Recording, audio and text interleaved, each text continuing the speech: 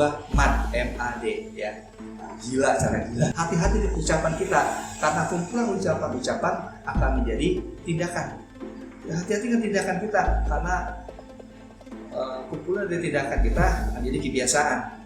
Mengetahui jangan sampai kita usahanya itu maju atau banyak orderan, tapi nggak ada. Ingat, perusahaan itu tutup bukan karena rugi, tapi karena kekurangan cash.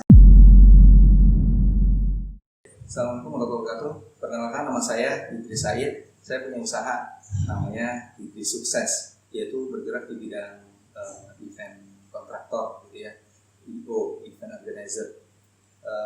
Alhamdulillah saya bisa melewati ini semua. Ya memang usaha sejak zaman kuliah ya.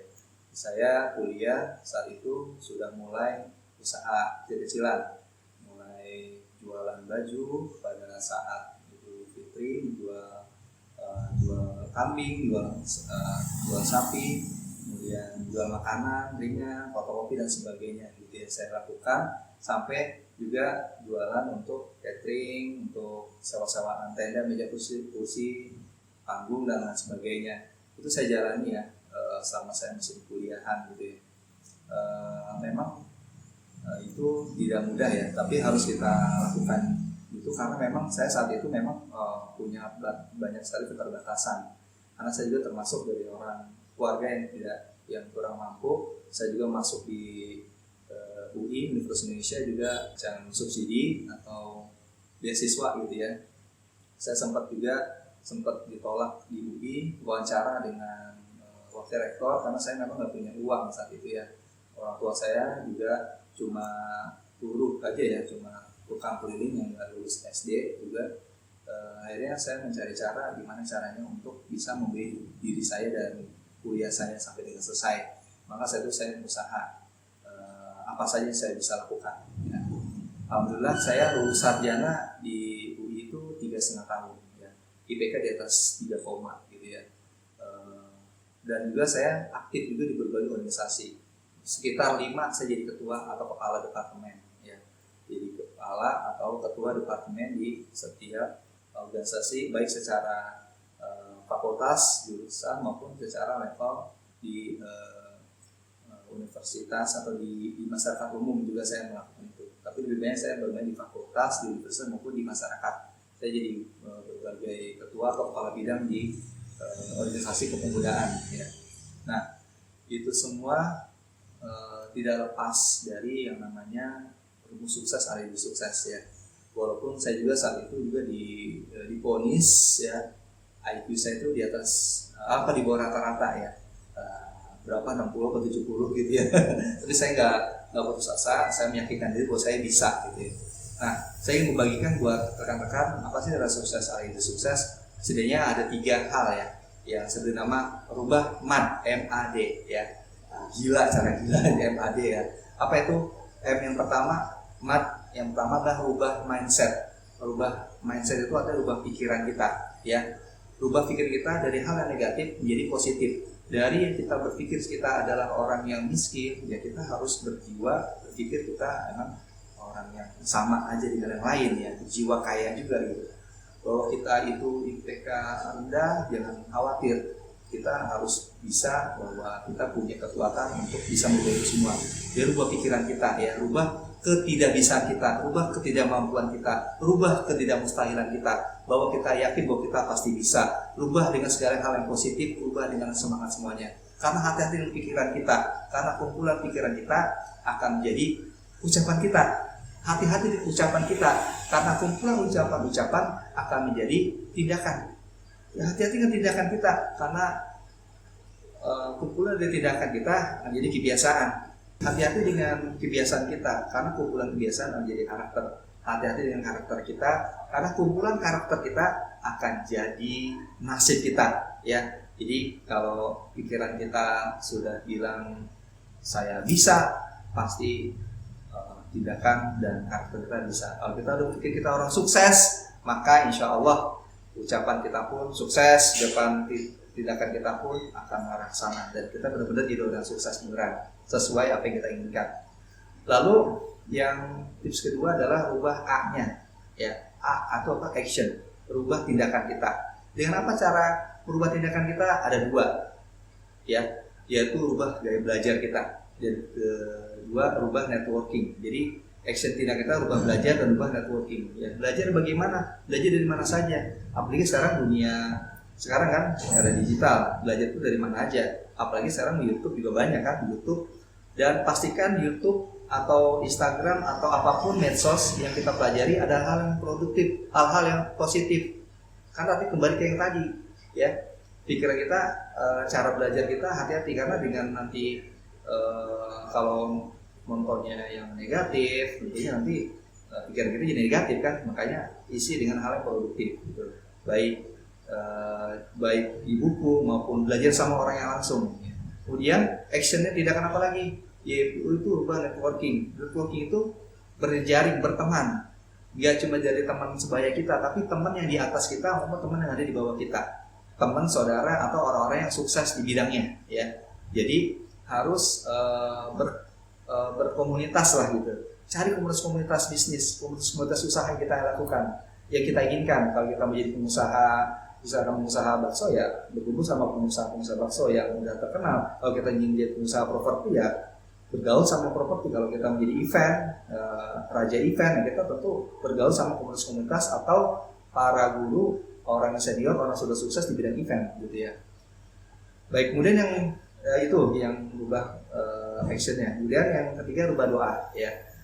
Rubah doa itu artinya kita harus doanya itu yang jelas, ya. Kita tuliskan visi hidup kita, lalu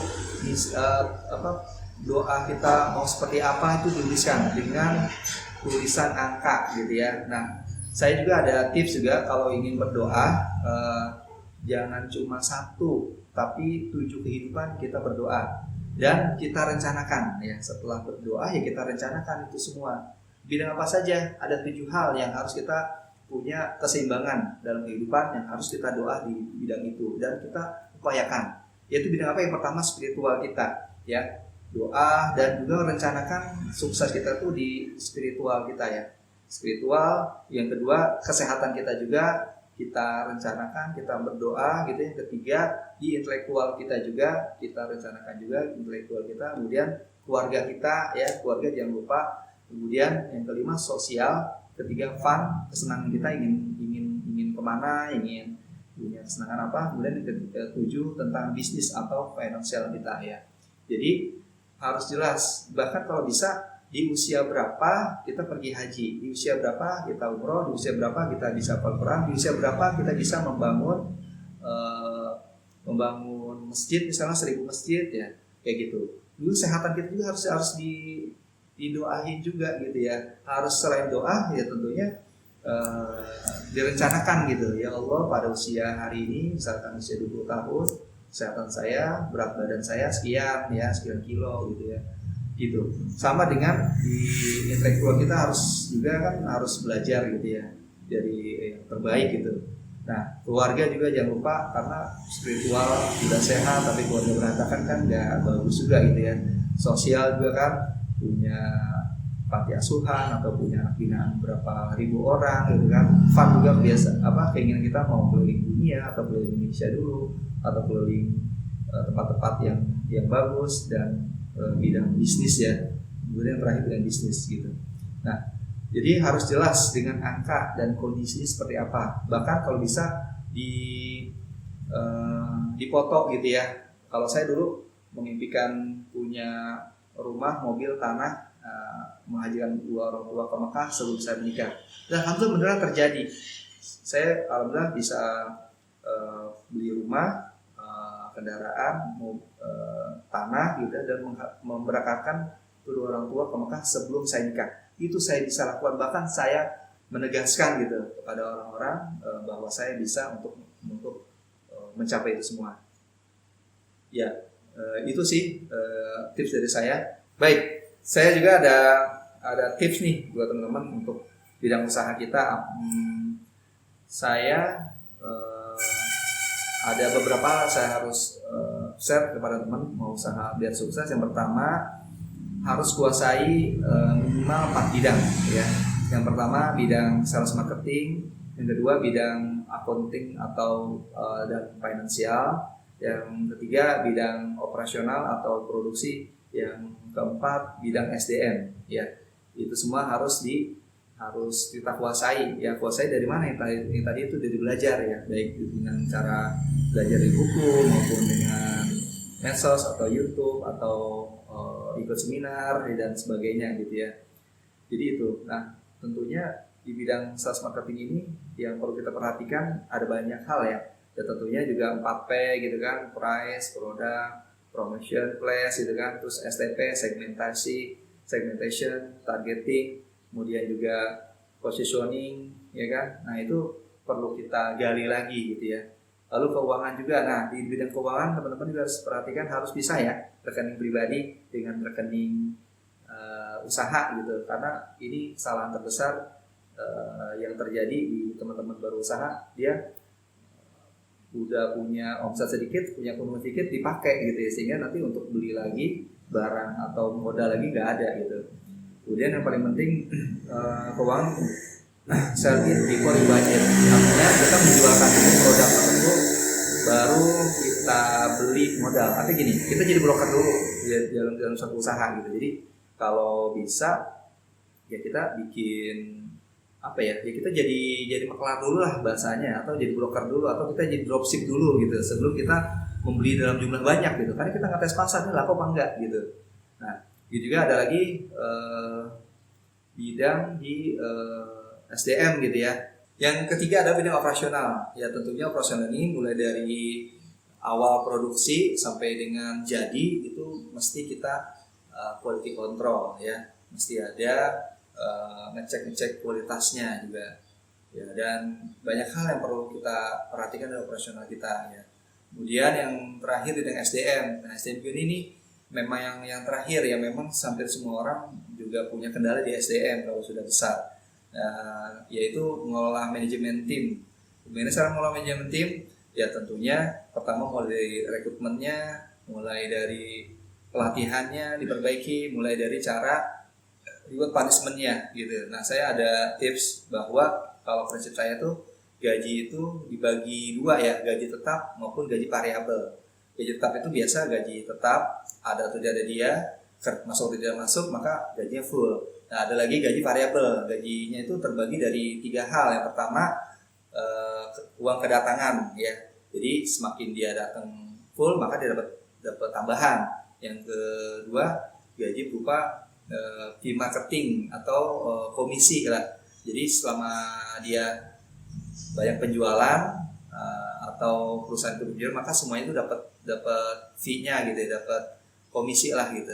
Terus yang ketiga bonus ya, maka di akhir bulan atau di akhir tahun ketika tercapai maka dibagi bonusnya. Baik, mungkin itu aja yang dapat saya warahmatullahi wabarakatuh.